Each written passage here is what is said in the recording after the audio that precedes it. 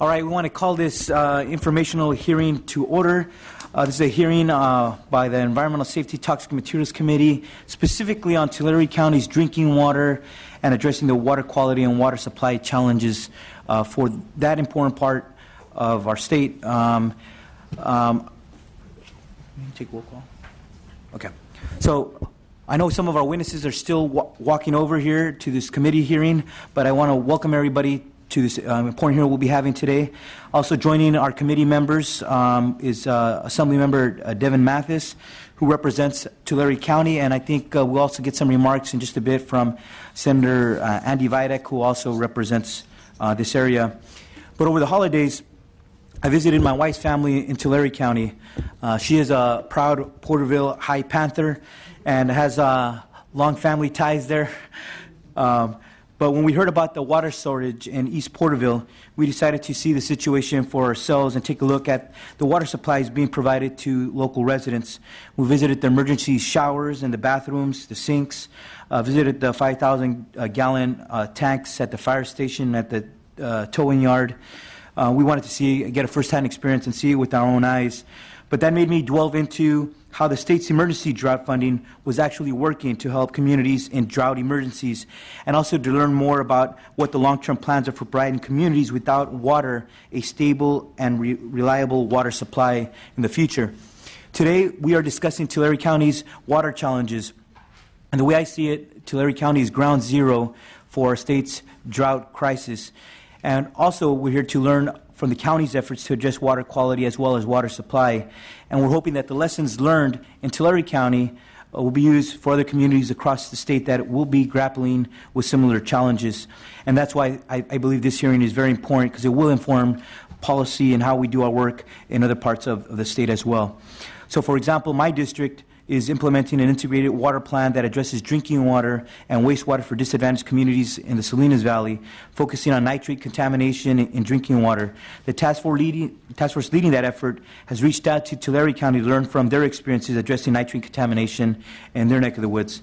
But first, Tulare County is one of the first to tap into the state's emergency drought fund to provide immediate assistance to the communities of East Porterville, where most of the residents have wells that have gone dry due to the drought. In the first part of our hearing today, we will hear about how well the state and county have coordinated to fund interim water services, and hear about how well those services have served the residents of East Porterville. For the second part of our hearing, we want to hear more about the county's disadvantaged community water study for the Tulare Lake Basin and the work that went into that, as well as the recommendations that are coming out of that study. To get the discussion started here today, I have invited local nonprofit partners working with Tulare County to provide water in East Porterville, county supervisors, the staff from Tulare County, to describe their coordination with the state, the Governor's Office of Emergency Services, and the City of Porterville. All will show their perspectives on coordinating to provide reliable and clean drinking water in East Porterville. After we hear from them, we will be inviting the supervisors and representatives of Tulare County, the Community Water Center, and the state to talk to us about putting together the Disadvantaged Community Water Study and recommendations that came out of that collaborative effort.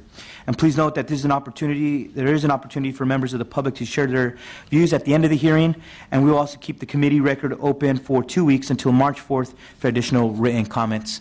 Before I ask our first guest to come up, I want to open it up to our Vice Chair and then to Assemblymember Mathis for any opening remarks. Thank you, Mr. Chairman. First, I want to say it's a pleasure to be able to sit as your Vice Chair again for the third year now.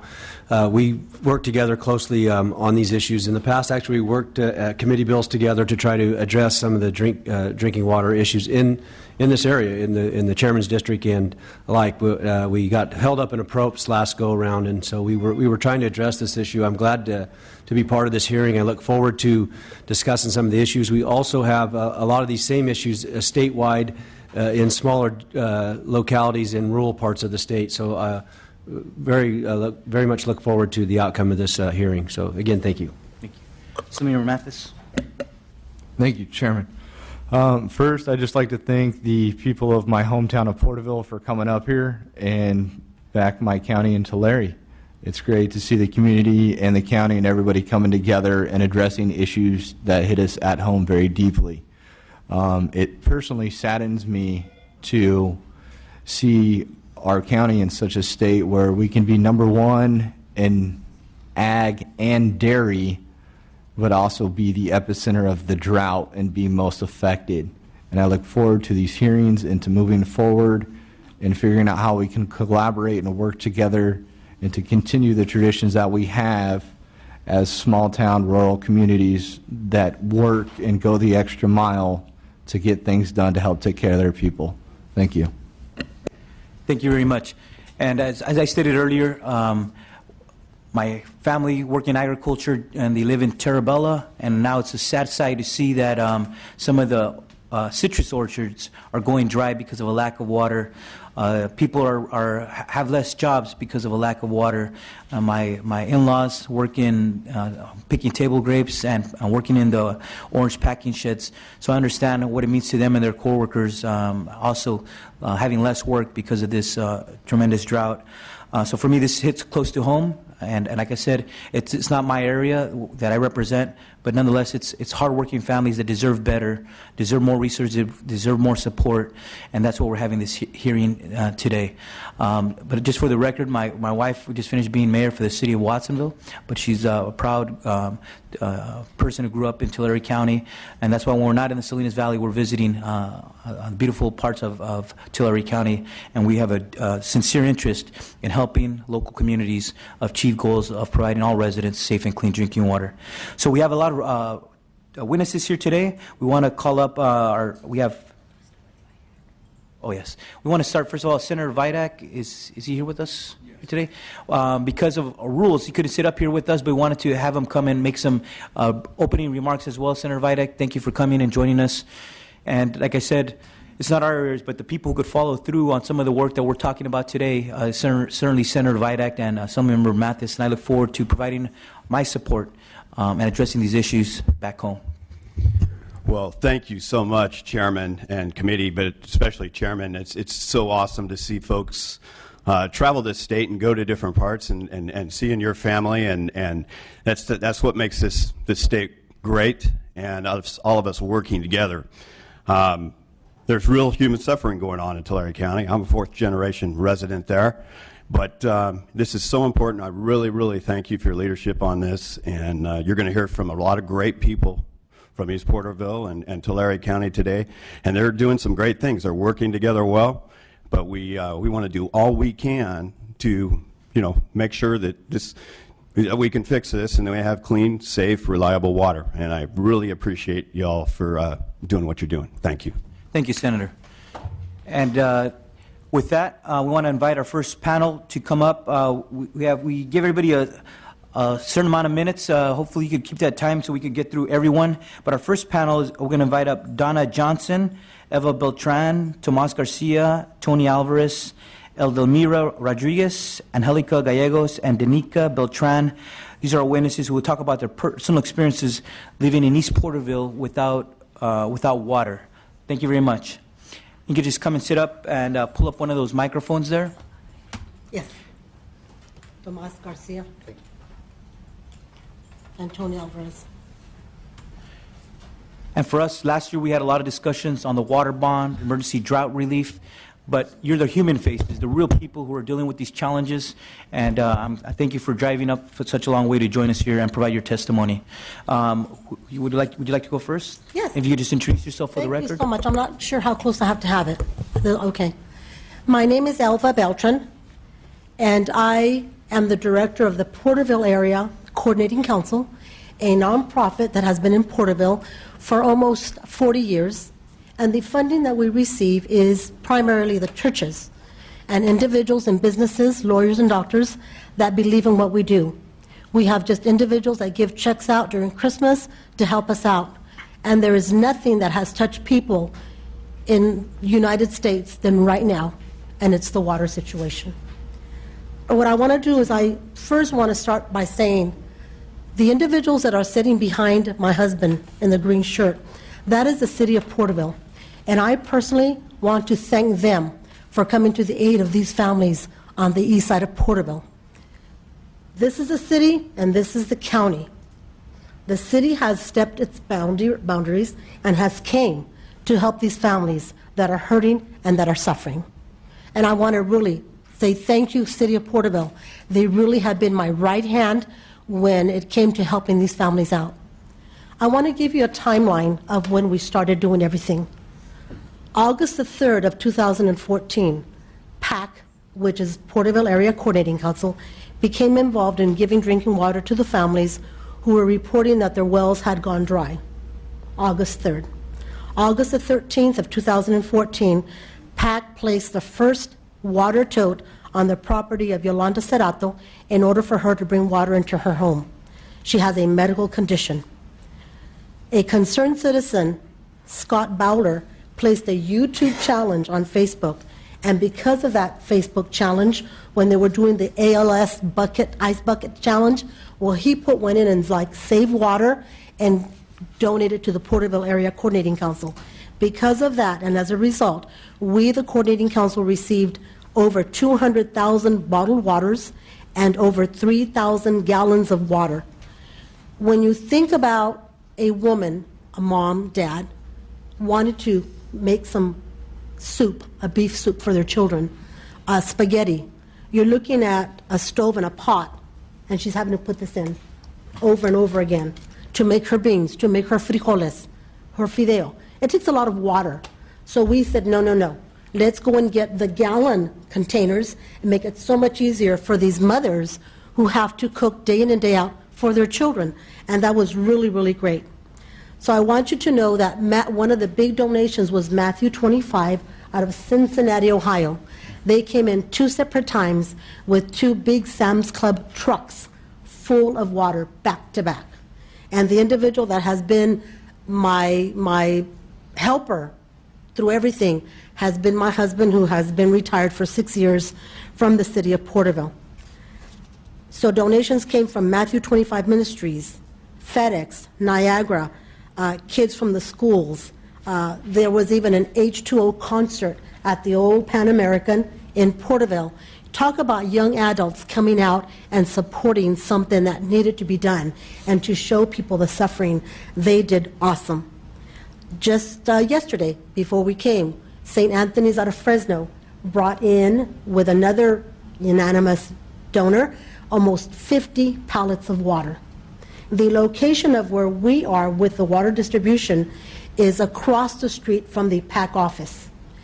We have been there as of September, and now it houses self-help and CSET.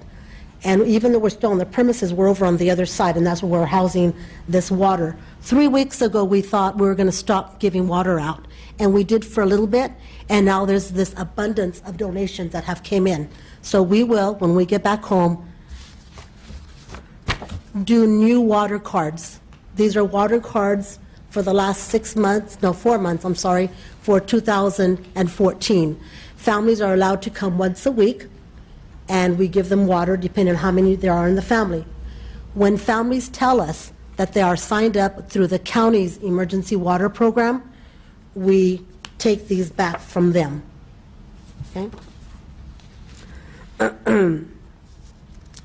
We have churches that have given water. Wells Fargo Bank gave us $10,000. The Tulare County Board of Supervisors from their Good Works Fund gave us $2,500. We had the Gold Hirsch Foundation from Boston, Massachusetts. People just everywhere, believe me, New York, they are sending money. And our organization is very small, serving 12 cities. $60,000 is my budget. And water is not the only thing that we do. We help those that are homeless, help people with bills, help people with IDs, help people with birth certificates, medications, you name it, we do it. Sierra View Hospital itself called me and said, we want to give you waterless packets. So they would be like baby wipes in a package, and in the back it's got a figure of a body, and it has 8 baby wipes in there. And what you do is you bathe yourself with each. It shows you how to do it. And then also we have shower caps that are waterless. They have shampoo and conditioner. And what you do is you wash your hair with no shampoo. That was Sierra View Medical Center that stepped to the plate to do that. We have one woman who has been sending us for 6 months now, $250 a month consistently because of people not having water. To date, we have 88,101 drought food boxes that have been given out in Tulare County per Food Link because of the drought. We have 140 totes that have been put on the east side of town. However, the city of Porterville can only fill 70 of those totes. We had in October, November, and December drinking water distributions. Families could come by and pick those up. We have volunteers who came through the churches, the nursing students. We had little guys, football players. I think Mr. Assemblyman Mathis saw the football players that were out there. Mr. Assemblyman Mathis joined us twice in giving the food water giveaways. We're very happy that he was there. Yesterday, before I came, I had two women that came in. One of them was a renter. One of them was a homeowner. They have been told that their water is contaminated. So one will be eligible to get a 2,500 gallon tank from CSET and a pump so that the owner can have water in their home. The woman who's a rental, she will miss out on that opportunity. And that's where PAC comes in. If we have to, we will help them. Right now, I know that CSET started doing the 2,500 gallon containers, and they're going to the existing homes where we have people, whether they're renters or owners, it doesn't matter to us, but they have to go specifically to homeowners. We are removing that tote and that smaller pump, and they're putting in the bigger, which is fine, it's great. But I really want you guys to know that we've been doing this since August. We're going into our 8th month of seeing these families struggling. And I'm very proud to say that we, on behalf of churches and many, many individuals, we see the faces every day. I don't feel that there's an office that people can go to besides ours where everyone tells me, Mrs. Beltran, they're saying to come here to you. The other voice that you guys are not going to hear today are people from the west side. That's my second number that is going up, is people on the west side of town who probably make more than $50,000 and don't qualify for very much of anything. But with our organization, we're there to help. As I have said before, this is a humanitarian effort. We are there to help, and we will continue to do that. The families that we have seen are people who have had bypass surgeries, who have cancer. One of my gentlemen, he's a veteran, has an amputated leg. He has Agent Orange. Him and his wife, already in their 60s, got into debt, $21,000 to drill a new well on the west side of town. They only needed about 80 feet more to do the electrical work that would get their new well going. They didn't have the money. So Pat came in, and we paid for that. Witzel Pump came out on his own time, and he made sure that my husband had done everything correctly. Turn on the switch. This is a problem. One wonderful couple who is now coming and helping us to help others, because that's how grateful they are for the little bit that we did, which was for them so, so much. But every day, we're seeing families that are suffering. One of the women that came to me yesterday said, Mrs. Beltran, we are not working as many hours anymore because of the drought. I have to choose what bill I pay or put food on the table for my children. Those are hard decisions that people have to make.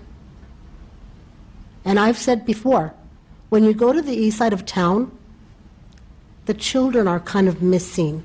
They're not joyful. They're not out there yelling and screaming, playing ball, kick the can. It's a different feeling on the east side of town. And that's very, very sad. The Porterville Area Coordinating Council, because of its efforts in doing so much, and thank you also to the organizations that are housed with me, which is Salvation Army Extension Unit, Comisión Honorífica Mexicana Americana, who owns the building, who gave packages of paper plates during the holidays to our families. We together are working with whatever we can to help these families because they are suffering. And I have said it before at the task force meetings, I'll say it again. This is only getting worse. Right. And if a town does not have churches in place that are really the first ones that go to the rescue, I feel very sorry for those families because they will suffer longer. Thank you very much for your testimony. Thank you And so much. thank you for your leadership and Thank Porterville Area Coordinating Council for the Thank you. tremendous God's work that Thank you're you doing so there. much. Yes. Thank you so Our much. next witness, please. Thank you. My name is Thomas, and I'm part of the fact with Elba Beltran. And I never met you guys, only see you guys on TV. But now that I'm here, they Yes. invite me to speak for. And then I have this comment that, because, like you say, I live in the east side of Portersville. Yeah, you pull the microphone closer. Closer to it. I live in the east side of Portersville, and then I went through a lot of stuff already because my well went dry since May. And then, thank you to the community, you know, people like Elba. Like I say, I didn't know a lot of you guys only by TV, but I became trying to get some help for that because I've been holding water for since May. And then, like you say, I went through a lot of stuff. I had kids in the house, but I had to provide water for them. And I've been getting, help from the city, delivered some water too. Thank you to the community. You know, thank you to the city of Porterville and the county and everybody, you know. And then, but like you say, I would like to see more help for the east side of Porterville because it is a lot of stress for family with kids. You know, like you say, the kiddos don't even, my kids, when I go out of town, down south, or like I come in, this is my first time here, and I told there's a different life out there. I can't sell my property because I don't have water now. It doesn't worth anything right in these days. If I put it for sale, I get $10,000 and I'm out. But I had to go get a different location. I like Porterville. I've been growing in Porterville for, and I work there. I like my job. But it is difficult for families like me and not me. I met different people from Porterville. I went through, visit, and even I offer help to them, holding water. Even I know I hold my own. I ask people to come in because they invite me to invite more people into, but they can't because they're the only one is working in the family, and they have to provide their needs. I mean, I would like to see more help for the east side of Portersville, like I say. But thank you to the community that's helping us a lot, But at the same time, it's like the east side of Porterville is like nobody know what Porterville was until it came in the media, Other than that, nobody know who's east side of Porterville. And then it's hard for me to express myself now because it feels like I said, in here is a different world, a different lifestyle.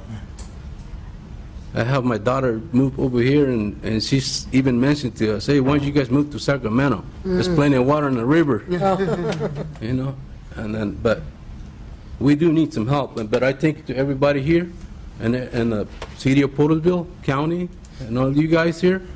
I hope we can get more help for our families over there. And thank you to Elba and all their family relatives, and everybody who's been involved in this. I didn't know anything before until I came to her, and then I started meeting everybody else, and I start getting involved in this. But it's very difficult for families up there right now. And like I say, if I sell my house right now, $10,000 is nothing because there's no water. Nobody wants property with no water. I've been giving water to my neighbor too, even though I hold my own water. Yes. I just tell only for your needs. I'm willing to help them. But with 275-gallon tank, there's not much I can do. Right. But hey, if you guys touch this your hearts, think about it, and I hope nobody goes through this. But if you guys in that situation, you will know the difference. And thank you for being here. Thank you for inviting me.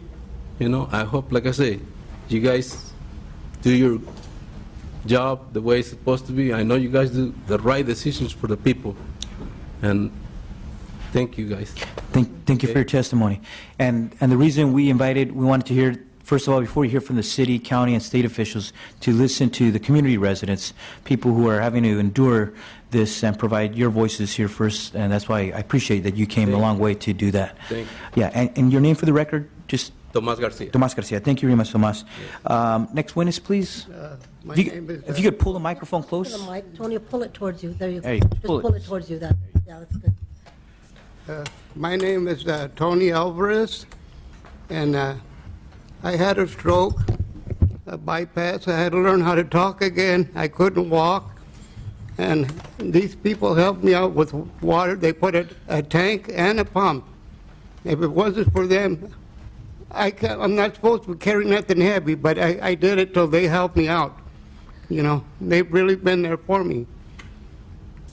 It's hard having to learn everything all over again, how to walk, how to talk, you know, and I'm very thankful for what they've done for me. Tell them about what are the homes that you have, doesn't have water? Yeah, it's my sister's. Yeah. One of the houses that helped me with the income, it's been empty for 5 months because of the water. You know, my sister lives in the one next door, and they share a pump. I mean, they share the well, but just so hers don't go dry, it's not being rented, you know. Well, thank you very much, Mr. Alvarez, for Okay. coming, and thank you for your testimony. Thank you. Also, we have other witnesses: Eldemira Rodriguez, Donna Johnson, Angelica Gallegos, and Danica Beltran. Any of those witnesses could come to the. We called you earlier, but I know you were working on getting over here to the hearing room. But feel free to pull up a mic. And our next witness, please introduce yourself for the record. Go ahead. Donna. Véngase para acá. Hi, I'm Donna Johnson, and I want to apologize for being late, but we were at another assembly in another building today that they just got through with us, so they were nice enough to run us over here.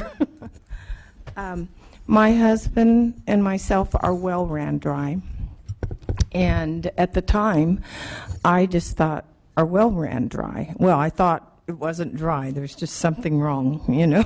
It couldn't possibly be dry. But when I found out, I went to our local filling station, and he stated that that several people's wells were dry, and I thought, this sounds like this might be an epidemic or something. This is kind of strange. So eventually I started going door to door and knocking on houses to find out who was out of water.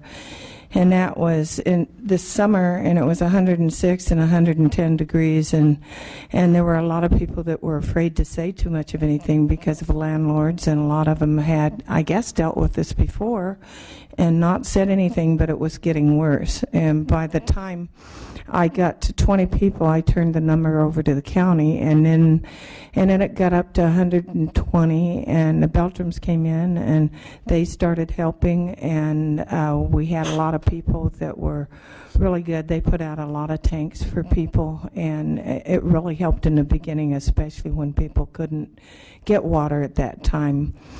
Now we have the county putting out bigger tanks for the people. All of this is wonderful and good, and they've been giving boxes of water, but in the meantime, we're getting drier.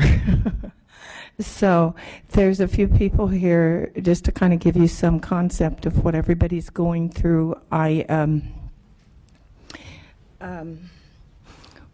of the gals that's going to speak today, she has a little 5-year-old daughter, and when my friend and I first took her out water, her daughter grabbed a 24 pack of water, and my friend tried to hang on to it because she was only 5 years old, and she was afraid she was going to hurt herself, and the little girl just grabbed it and she held on to it like it was gold, and she says, "Water, like you're not going to take this away from me, you're not going to take this away from me." I've had many children in the drought that when they saw my purple PT Cruiser in the beginning, that they go, "Water lady," and sometimes I thought they were just waving, but it would be a child that was beckoning them to come and give them water, and because their parents were too shy to ask. And I've seen a lot of situations, and it's gotten better. If you could put last year into one day, there's a lot of miracles that have happened. I mean, it's a lot better, but it seems like we still got a long way to go. And some of the people, I can see the wear and tear in their face. I opened the door the other day. I went back to see some people that I knew were getting county water, and I took them some paper plates and some non-flushable toilets, and because this one girl answered the door, and she thought I was her sister. I don't think she would have cried in front of me, but her tears were streaming down her face, and I said, "Are you okay?" And she looked down. She wouldn't look me in the face, and she went, "Yes." And I said, "Is there anything I could do?" And she shook her head, and she said, "No." But she kept looking down. She still wouldn't look me in the face. And I said, "Do you mind telling me what's going on?" She says, "I was just trying to flush the toilet." And she'd worked all day in fields, and she had to use 2 6-gallon buckets of water to flush the toilet. She was exhausted, and you could see the wear and the tear of this problem that we have going on her face. And I think a lot of people have really worked hard in this to help, but there's still a long way to go. And I brought a few people here that are suffering, kind of a crosscut, to give you a concept of what's going on, because I've heard that East Side is the undesirable part of town. We may be undesirable, but we're people. And also, 70% of the people are migrant workers. Some of them I never realized until I started this. They're lucky to make $8,000 or $10,000 a year. Some of them are losing their jobs now because of the fact that there wasn't enough water to make enough food this year for the packing houses to stay open as long. And some of them have rent that's $500 or $600. And maybe they're only making $300 or $400 a month, and they're having to travel long areas to go and work. We don't want to lose all our people, and for anybody that looks down at them, well, think about it when you're sitting at your table and you're eating your oranges and your tangerines and your grapefruits and all these things, because it's because of them we have these comforts. And a lot of the produce that we produce for the United States and other countries, it's hard in our country to think that this could happen to us, but I think we've all got a big question mark of how did it get here, but it's here and it's real. And some of the people, and there's many people out there that are affluent, and there's people that have property and don't have property. There's young people. I'm particularly gravely concerned about, may not be many people according to needs or grants, but there's people, I know 7 or 8 people that are 80 or 90 years old. They're in good enough health to live by themselves. They own their own homes. And it's not that some of them might not get a low interest loan, but what do? They can't pay it back. They're on Social Security disability. And I certainly don't want to see them have to go to nursing homes, at least for a while. I mean, I would hate for people to throw me away. And the other things that I'm concerned about is young people like Angelica and her husband, who bought a home and they have a family and they work hard, but they're also low income. And I know we're not a socialistic country, but it would be helpful if some of these people did get some kind of financial help to help with this, so that we could keep our community together. One of the other things too that I've seen is the animals have suffered terribly. I see people that have had horses. We have horses, and people that have other animals. And I've gone to their house. In fact, I have a water rescue dog. I have a water rescue horse.